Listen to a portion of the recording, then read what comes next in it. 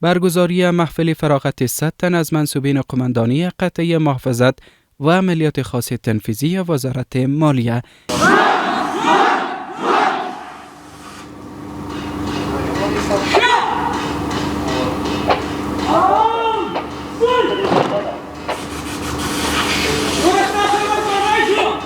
این منصوبین پس از یک دوره 2 ماهه آموزش‌های عقیدوی، نظامی و مسلکی از اکادمی گمرکات و عواید وزارت مالیه فارغ شدند. این محفل که با حضور داشت معین مالی و اداری وزارت مالیه و اراکین ادارات مختلف حکومتی برگزار گردیده بود، مفتی عبدالصمد حقانی معین مالی و اداری وزارت مالیه در این محفل طی سخنانش به فارغین این محفل گفت: استقلالیت سیاسی یک کشور متکی بر اقتصاد آن کشور است که شما به عنوان محافظین یکی از منابع یا عایداتی کشور یعنی گمرکات مسئولیت دارید تا وظیفه خود را در حفاظت از گمرکات به شکل درست انجام دهید.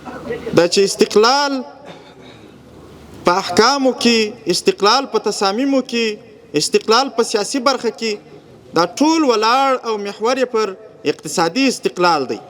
او د نظام اقتصادي استقلال هغه وخت راتلای سي چې زموږ د تمویل منابع زموږ خپل منابع او د نظام په تمویل کې بل چاته محتاج نه یو او د دې لپاره چې د مالیې وزارت د قوانینو تنفیذ په ښه توګه باندې وسي، نو د مالیې وزارت اجرایه قوه یا د مالیې وزارت د قوانینو د تنفیذ لپاره یو منظمه قطعه جوړه شوې ده.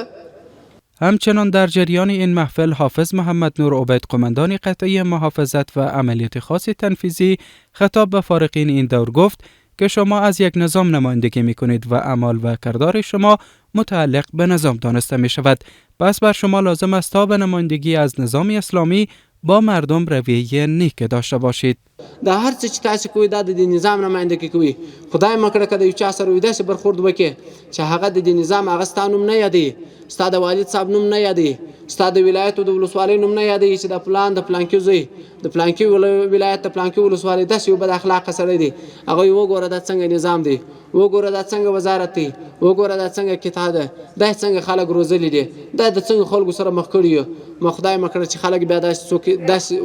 یاد نه کړي. موږ تاسو مختلف همکاري سره راځي د مامورینو سره په څومره شو اخلاقو، په څومره ښه برخورد، په څومره ښه انسانیت. دا زما استاد د نظام سره احسان دی.